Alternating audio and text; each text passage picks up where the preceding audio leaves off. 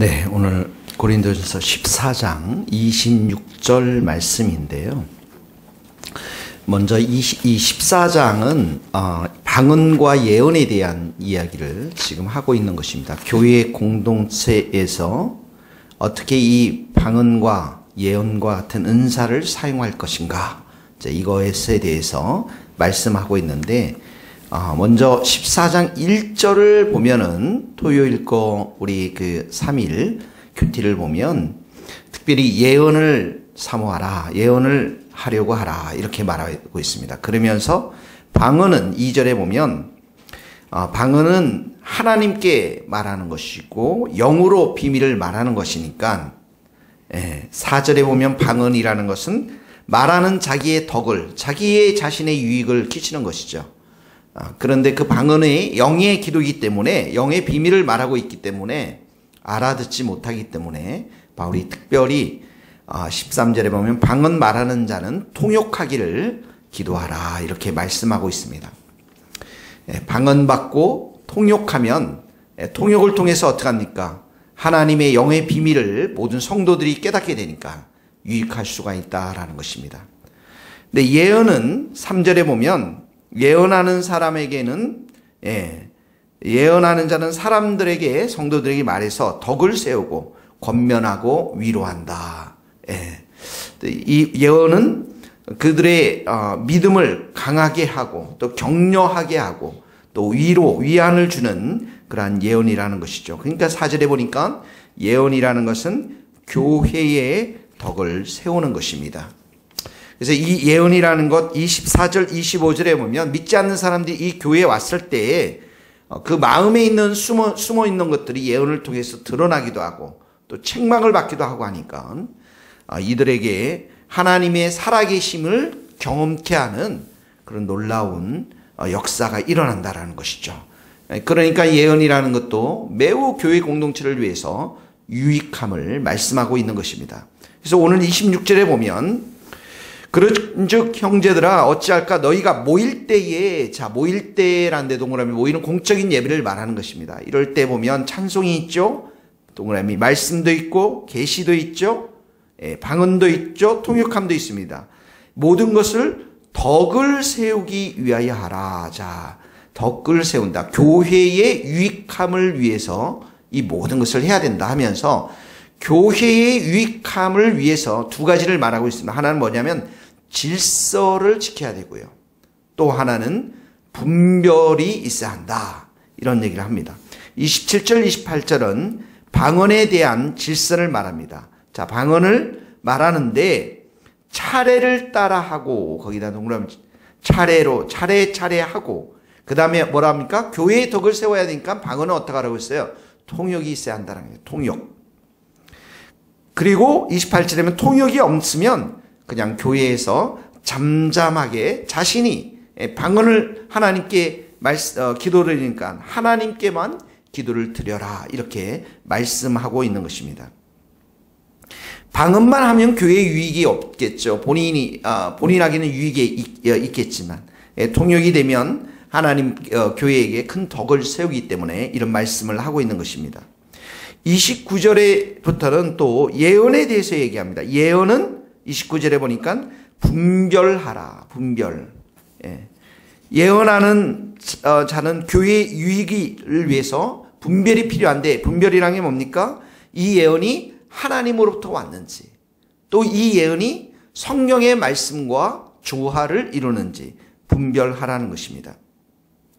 왜냐하면 그 개인적인 그런 예언이 될 수도 있고 주관적인 예언이 될 수가 있기 때문에 이렇게 말씀과 일치가 되고 있는지, 또 다른 사람들은 이 예언을 바꿔서 동일한 예언을 말하고 있는지 분별하라는 것입니다.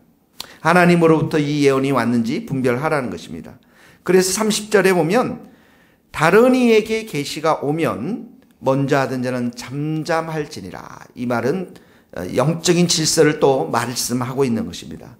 여러 사람들이 무분별하게 예언하지 말라라는 것입니다. 31절 말씀처럼 너희는 다 모든 사람으로 배우게 하고 모든 사람으로 권면을 받기 위하여, 모든 사람 성도의 유익함을 위해 예언이 선포된다고 그랬죠. 그러니까 공동체 교회의 유익을 위해서 하나씩 이렇게 질서대로 예언을 하라 이렇게 말씀하고 있는 것입니다. 그리고 나서 32절에 보면 예언하는 자들의 영은 예언하는 자들에게 제재를 받나니 예언하는 자는 다른 사람의 예언들에 의해서 통제를 받아야만 한다는 거예요. 이 질서대로 통제를 받아야 한다는 것이죠. 예언하는 사람이 자칫 자기의 주관적인 생각이 들어갈 수가 있기 때문에 하나님의 말씀에 비추어서 잘 분별해서 그 예언들을 통제해 나가야만 한다는 것입니다. 그렇지 않다면 무분별하게 이렇게 예언이 돼서 혼란을 가중시킬 수가 있다는 것이죠. 그래서 33절의 말씀이 나와 있습니다. 한번 다 같이 읽겠습니다. 하나님은 무질서의 하나님이 아니시요 오직 화평의 하나님이시라. 예, 하나님은 질서의 하나님. 다른 사람들이 예언할 때 그것을 배려함으로 인해서 또 다른 사람들은 잠잠하게 하고 그 예언이 선포되어질 때 모든 성도들이 들음으로 인해서 교회의 유익을, 교회의 덕을 세워나가야 함을 말씀하고 있는 것입니다. 34절, 35절에 보면 여자는 교회에서 잠잠하라 이렇게 나와 있습니다. 여자는 교회에서 잠잠하라. 그들에게 말하는 것을 허락함이 없나니 오직 복종할 것이요. 만일 무엇을 배우려거든 집에서 자기 남편에게 물으라. 여자가 교회에서 말하는 것은 부끄러운 것이니라. 이 말씀을 잘 해석해내야 되는데 왜 그러냐면 이 말씀 여자가 교회에서 잠잠하라 이 말씀은 고린도 교회의 특별한 상황에 의해서 말씀하고 있는 것입니다. 고린도 교회 공동체에서 여성들이 자유롭게 방언하고 예언하는 것 아주 좋게 여겼습니다. 왜냐하면 당시의 사회의 어떤 관습상 여성들의 권리도 매우 미약했습니다. 그런데 이것이 너무 지나쳐서 남편의 예언을 분별하는 상황 속에 부적절한 말을 함으로 인해서 예언의 권위를 도전할 수가 있기 때문에 여기 보면 자기 남편에게 물을 지니 집에서 물을 지니라는 것은 바로 이런 말을 말하고 있는 것입니다. 교회 내에서 그렇게 함으로 인해서 무질서하게 이런 예언을 하지 말라라는 것입니다. 교회의 질서를 세우기 위해서 절제를 권면하고 있는 말씀인 것입니다. 실제로 여러분 사도행전 2장 7절에 보면 이렇게 나와 있죠. 너희 자녀들이 예언할 것이요. 이 자녀들이라는 것은 남자와 여자를 마치 말하고 있는 거예요. 그리고 빌립 사도행전 21장 9절에 보면 빌립에도 딸 4명이 있는데 처녀로서 모두가 예언하는 자라고 성경은 기록하고 있는 것입니다. 그러니까 여자들은 예언할 수 있습니다. 방언도 할 수 있습니다. 근데 여기 고린도 교회에서는 특별히 그런 남자들이 이렇게 예언을 선포할 때 그 부인들이 일어남으로 인해서 여러 가지 혼란한 무질서한 일들이 벌어졌기 때문에 여자는 교회에서 잠잠하고 집에 가서 남편에게 물으라라고 하는 이런 말씀을 하고 있는 것입니다. 그러니까 여기에도 34절 35절에도 질서 있게 예언을 해야 된다라는 것을 말씀하고 있는 것입니다. 36절 보세요. 하나님 말씀이 너희로부터 난 것이 아니요 또는 너희에게만 임한 것이 아니라 교만하지 말라라는 것입니다. 은사를 남용하지 말라라는 것입니다. 자신만이 마치 이 은사를 받은 것처럼 이렇게 교만하게 하지 말라라는 것입니다. 그러면서 37절에 보면 누구든지 자기를 선지자 신령한 자로 생각하거든 내가 너희에게 편지하는 이 글이 주의 명령인 줄 알아. 이 영적인 질서 사도의 그 질서 앞에 너희들이 순복하라 이런 말씀인 것이죠.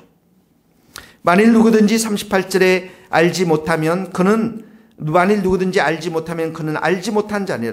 누구든지 이것을 이 사도의 권위를 인정하지 아니하면 그도 인정을 받지 못할 것이라 말씀하시면서 이 사도로부터 영적인 질서가 이 교회 안에 함께 세워져야 함을 말씀하고 있는 것입니다.